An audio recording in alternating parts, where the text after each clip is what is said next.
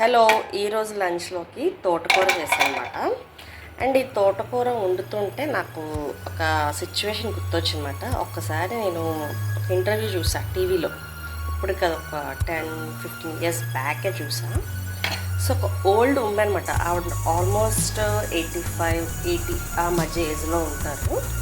So ఆవిడని anchor అడిగిందన్నమాట, ఏంటి మీ secret, ఇప్పటికీ ఎంత ఏజ్ వచ్చినా చక్కగా మంచి హెల్తీగా ఉన్నారు, ఏ ప్రాబ్లమ్స్ లేవంటున్నారు, హెల్త్ ఇష్యూస్ లేవంటున్నారు, చక్కగా ఏం తిన్నా డైజెషన్ అవుతుందా అంటున్నారు, గ్యాస్ లేదంటున్నారు, ఏం లేదంటున్నారు, మీ సీక్రెట్ ఏంటి అని చెప్పేసానంటే ఆవిడ చెప్పింది, నా సీక్రెట్ వచ్చేసి నేను ఇంట్లో కుక్ చేసుకున్న ఫుడ్ మాత్రమే తింటాను. అండ్ డైలీ నా రొటీన్ నేను తిన్న ఫుడ్లోని తోటకూర కప్పు, తోటకూర పప్పు లేకపోతే తోటకూర కర్రీయో ఏదో విధంగా తోటకూర మటుకు డైలీ ఒక కప్పు ఒక బౌల్తో తీసుకుంటాను కర్రీ అని చెప్పేసి అన్నమాట.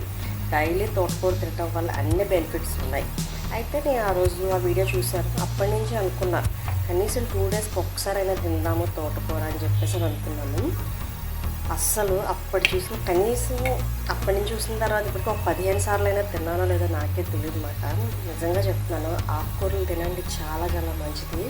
ఎప్పుడైనా ఇలా ఫ్రై కాకుండా ఉడకబెట్టుకొని తినడం, పప్పులో వేసుకొని తినడం చేయండి. ఫ్రై కంటే మనం అంటే ఒక 50% కుక్ చేసుకొని తింటేనే మంచిది.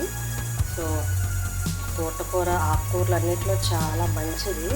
చాలా చాలా అంటే మంచి ఫైబర్ ఉంటుంది, మంచి కలర్తో ఉంటుంది కాబట్టి మన బాడీలోకి అది తిన్న వెంటనే మన బాడీలో చాలా బెనిఫిట్స్ వస్తాయి. ఒకేసారి రిజల్ట్ రాదు, ఒక 1 మంత్ చేసి చూడండి, మీకే రిజల్ట్ తెలుస్తుంది. సో ఈ వీడియో మీకు నచ్చితే మన ఛానల్ సబ్స్క్రైబ్ చేసుకొని లైక్ చేయండి. ఈరోజు మా లంచ్లో పెయింటింగ్ చేశానంటే తోటకూర ఫ్రై, సాంబార్ చేశాను. మీరేం చేశారు? ఇంట్లో ఏమీ లేవన్నమాట, ఓన్లీ ములంకాడలే ఉన్నాయి. సాంబార్లో అవి వేసేసి ఒక క్యారెట్ ఉంటే వేస్ట్ చేశాను అనమాట. Okay, bye.